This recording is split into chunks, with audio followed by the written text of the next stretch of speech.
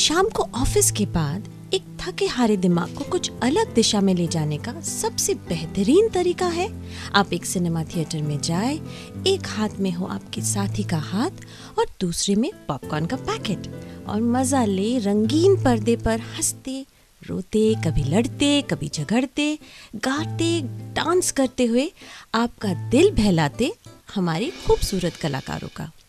पर कभी सोचा है आपको एंटरटेन करने वाले इन कलाकारों की जिंदगी भी आपकी और मेरी ही तरह कुछ ऐसे ही आम बातों से जुड़ी है और कुछ ऐसे ही आम बातों को खास बनाते हैं कुछ पन्ने जिंदगी के, कुछ पन्ने जिंदगी के। मेरे साथ मधुरिमा निगम के साथ सिर्फ 92.7 बिग एफएम पर। गायिका बनते बनते कब वो चाइल्ड स्टार बन गई और धीरे धीरे फिल्मों की हीरोइन बन गई, शायद उन्हें भी इल्म न था। कोल्हापुर की एक छोटी सी प्यारी सी लड़की कोल्हापुर को अपना नाम से जोड़ के एक इतना मशहूर बनाया कि बस इतना बोलना ही काफी था कि भाई जरा पद्मिनी के गांव ले जाना। आपने सही पहचाना। मेरी आज की मेहमान जिन्होंने बचपन से ही बेशुमार नाम कमाया है, तो very talented Padmini Kolhapuri. Welcome Padmini ji. Thank you very much Madhurima. Padmini Kolhapure Lata Mangeshkar और आशा भोसले किस तरह से संगीत से जुड़े एक स्वर में बंधे हैं, ये जानने के लिए सुनते रहिए कुछ पन्ने जिंदगी के, मेरे यानी मधुरिमा निगम के साथ सिर्फ 92.7 बिग एफएम पर। गाने जो हिट थे हिट रहेंगे। पद्मिनी जी, आप लता जी और आशा जी की फर्स्ट कजिन है। नहीं, फर्स्ट कजिन नहीं, वो मेरी बुआ लगती हैं। अच्छा जी। तो लोगों को ये शायद एक गलत फहमी है कि आप उनकी फर्स्ट कजिन है। नहीं, मेरे पिताजी हाँ। उनके फर्स्ट कजिन हैं। अच्छा, तो संगीत आपको धरोहर में ही मिला है, तो आप क्या बचपन से ही गाना पसंद करती थी? जी हाँ, मेरे दादाजी जो थे वो एक वीणा वादक थे, पंडित कृष्णराव कोल्हापुरे, और पिताजी गायक हैं और सिखाते भी हैं, वोकलिस्ट हैं और वीणा भी सिखाते हैं, पंडित पंढरीनाथ कोल्हापुरे। तो ऑब्वियसली एक है, मतलब आई थिंक डीएनए में है, all I can put it that way, because मेरी जितनी बुआएं हैं, मेरे चाचा सब गाते हैं, सब इससे जुड़े हुए हैं। मैंने सुना है कि आप कोरस में गाती थी कभी कभी, तो आप क्या लता जी आशा जी के साथ स्टेज पे भी गाती थी? लता जी के साथ मैं स्टेज शोज मैं कर चुकी हूँ।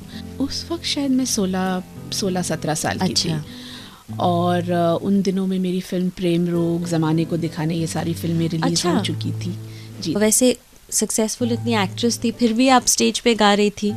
जी, यू नो, रियली स्पीकिंग मैं एक्चुअली प्लेबैक सिंगर बनना चाहती थी, बिकॉज एक्टिंग का तो बिल्कुल ही कहीं पे ख्वाब भी नहीं था और सोचा भी नहीं था, इट जस्ट हैपेंड। तो I was going to ask you, because आपकी माँ जो थी वो एयरलाइंस में थी जी, एंड हर लड़की का एक सपना होता है कि मुझे भी एयर होस्टेस बनना है। जनरली मेरा भी हाँ, था। मेरा भी था कि because it's such a glamorous and out of the box profession उन दिनों स्पेशली।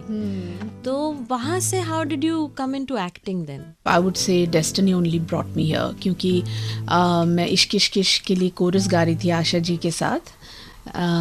तो देव अंकल आए, Asha ji introduced me to him. She said कि इसको बहुत डांस का शौक है और ये अच्छा काम कर लेती है, वो तो जस्ट इसको देखना कहीं अगर कोई। एक्चुअली माय दादी was very keen, because again the background is कि मेरे दादाजी की एक नाटक कंपनी थी, बलवंत नाटक कंपनी। लता जी के पिताजी के साथ भी थी, 7 पार्टनर्स थे, तो वो खुद एक्ट करते थे, स्टेज एक्टर थे वो। तो मेरी दादी को काफ़ी ये था कि यू नो पद्मिनी को भी अगर कहीं, she used to tell Asha ji कि देखना अगर पद्मिनी के लिए कोई काम हो, ये वो, as an actress, as a child actor. तो Asha ji really brought me into this industry as an actor. तो उन्होंने मुझे इंट्रोड्यूस किया देव अंकल से, and that's how I got that role in Ishq Ishq Ishq, the sixth sister. सत्यम शिवम सुंदरम में राज कपूर जी ने कैसे नन्ही पद्मिनी को उनका पहला सीन समझाया, बस थोड़ी ही देर में जानेंगे और कुछ पन्ने जिंदगी के। सत्यम शिवम सुंदरम लेजेंडरी डायरेक्टर राज कपूर जी ने कैसे समझाया एक 13 साल की छोटी सी लड़की को उनका पहला सीन, जानते हैं उन्हीं से। तो आपको पता भी था कि राज कपूर जी कौन है?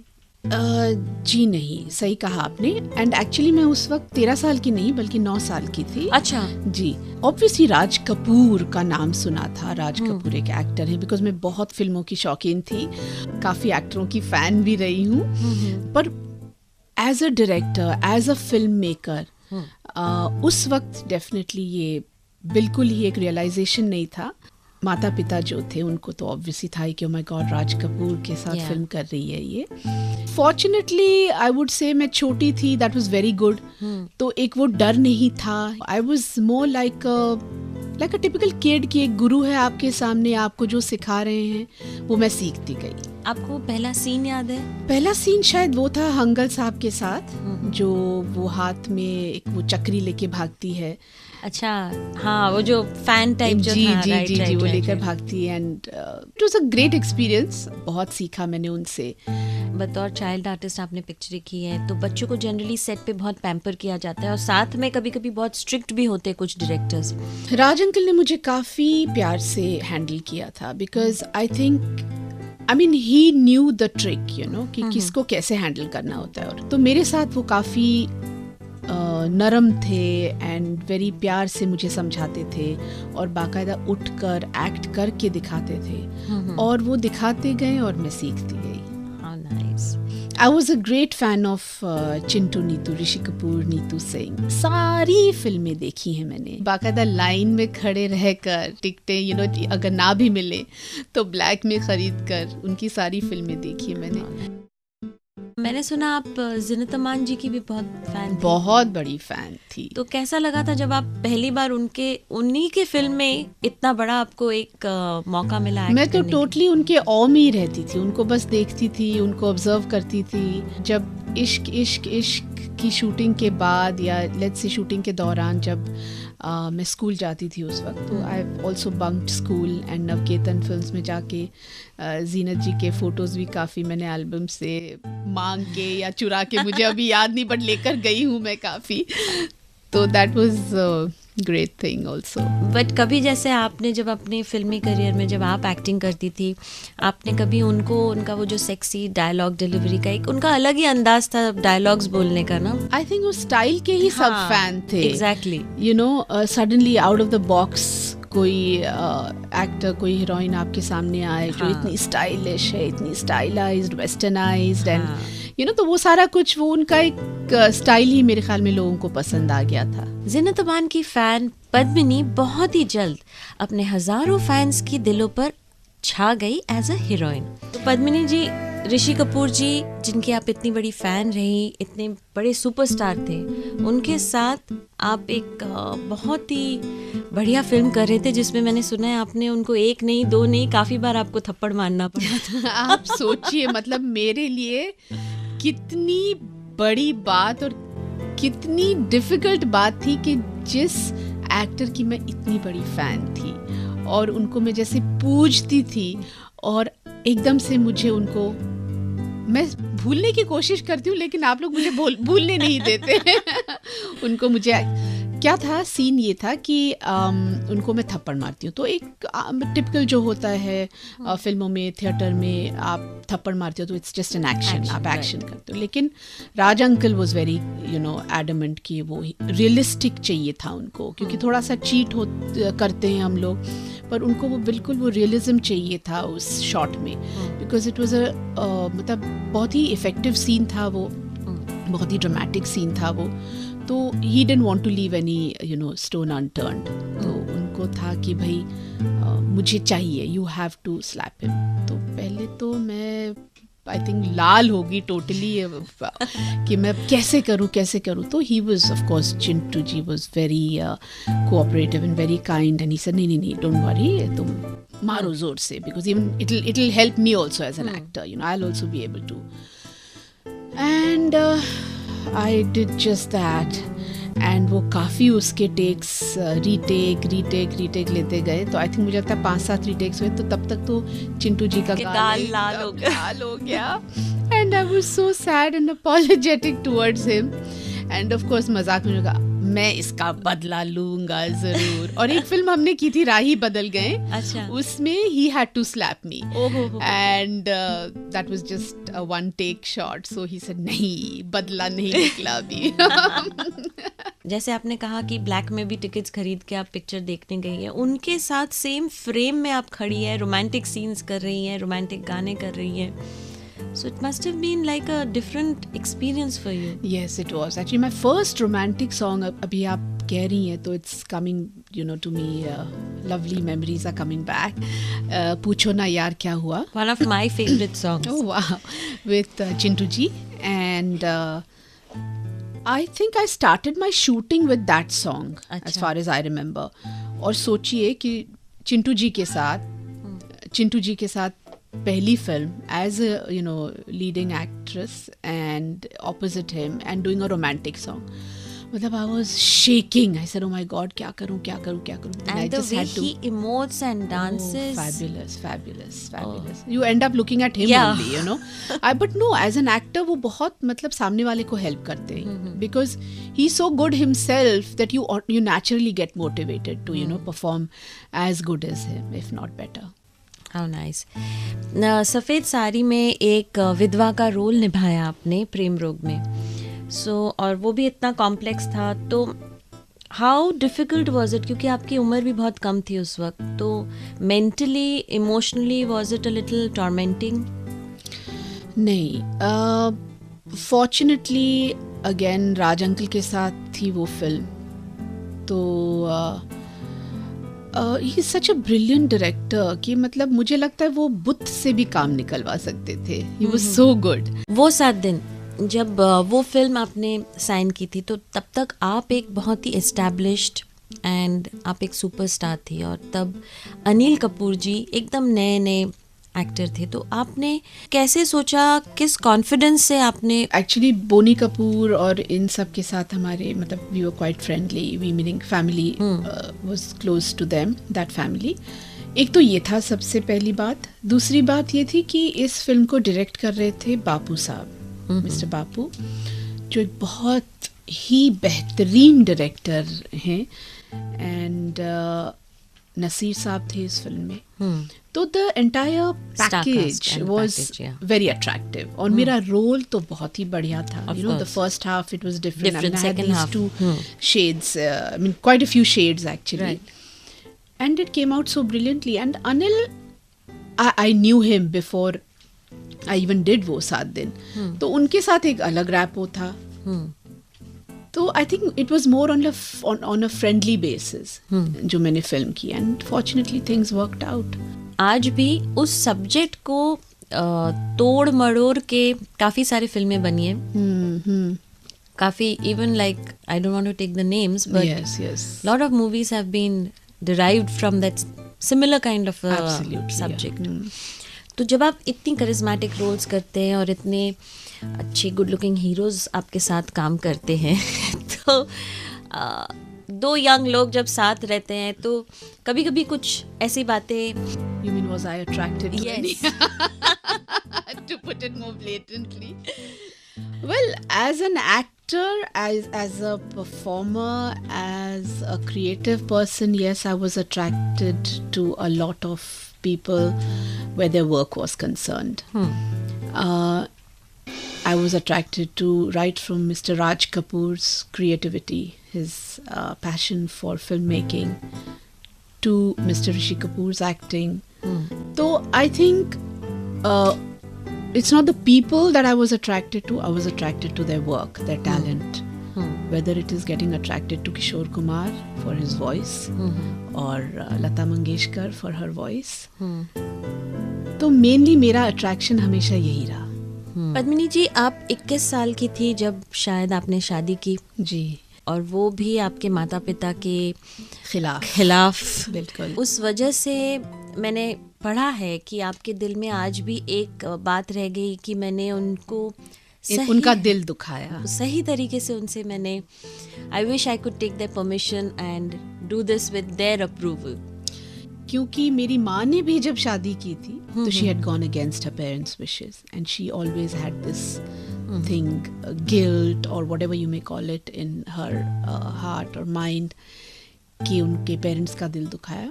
Same way I have the same feelings. And मुझे लगता है हर लड़की जो लव मैरिज करना चाहती उसके पेरेंट्स वो उसके खिलाफ मेरे होते साथ हैं. भी हुआ. तो मुझे पता तो है. बहुत मेरे ख्याल में कम ऐसे लोग होंगे जो एक्सेप्ट करते हैं.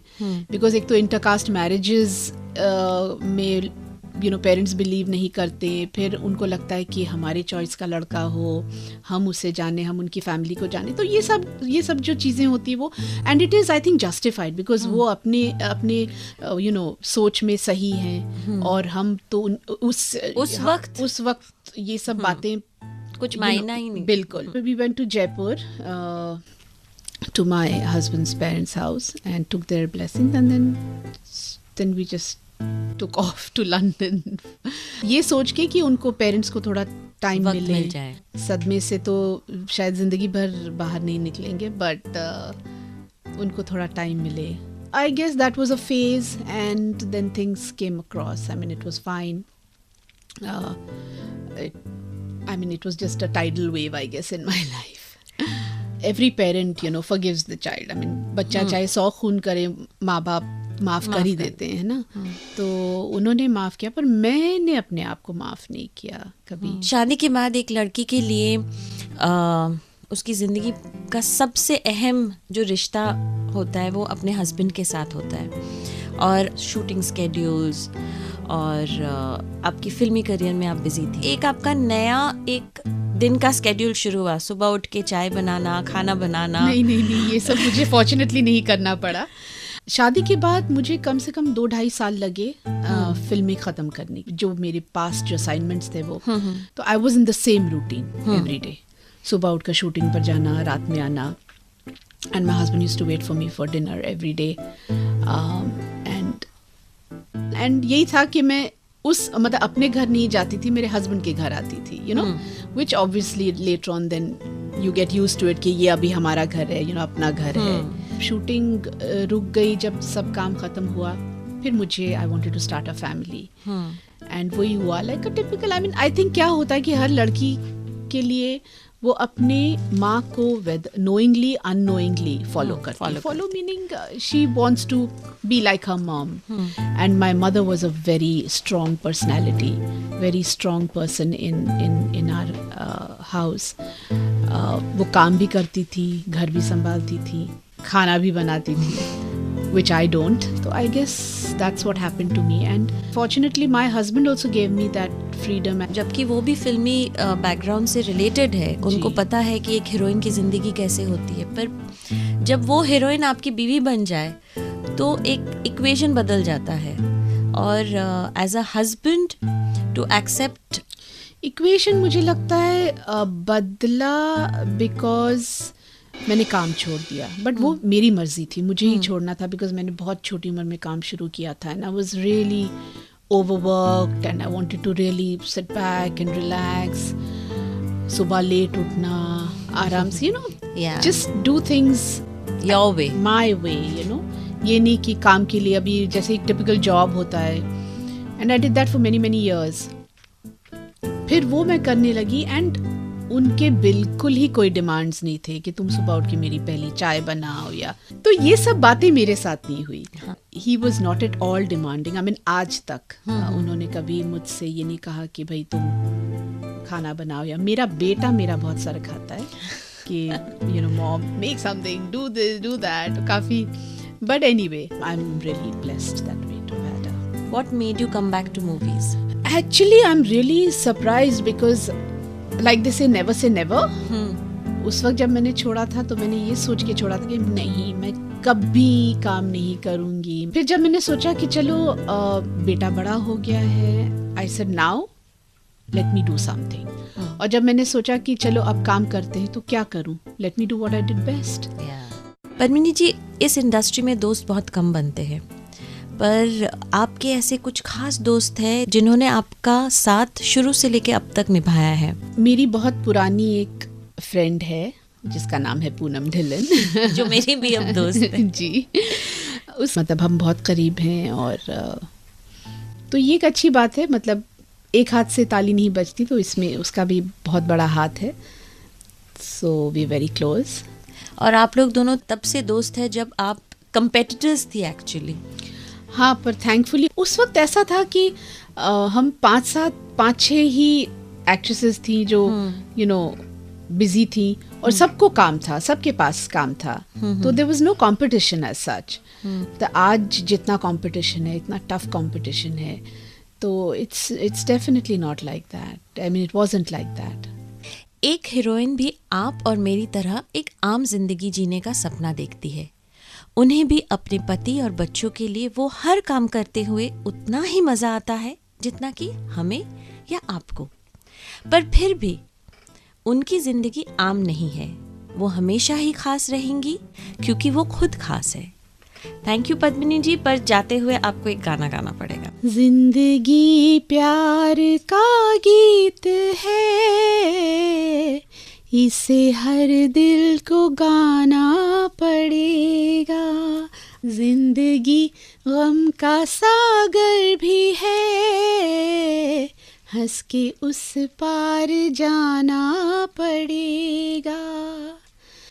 है अगर दूर मंजिल तो क्या, रास्ता भी हो मुश्किल तो क्या,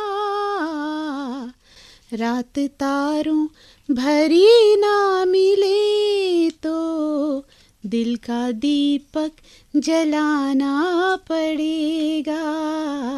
जिंदगी प्यार का गीत है, इसे हर दिल को गाना पड़ेगा. Thank you so much. It was beautiful. Thank you. अगले रविवार कुछ ऐसे ही खास पन्नों को लेके फिर मिलूंगी आप सबसे. मैं मधुरिमा निगम, ओनली ऑन कुछ पन्ने जिंदगी के. मेरे साथ मधुरिमा निगम के साथ सिर्फ 92.7 बिग एफएम पर. कुछ पन्ने जिंदगी